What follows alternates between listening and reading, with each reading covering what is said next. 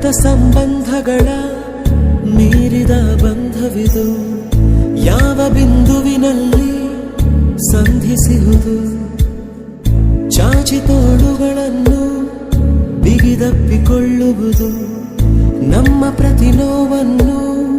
ತನ್ನದೆಂದು ಕೈಯ ಹಿಡಿದು ಹೆಜ್ಜೆ ಬೆಸೆದು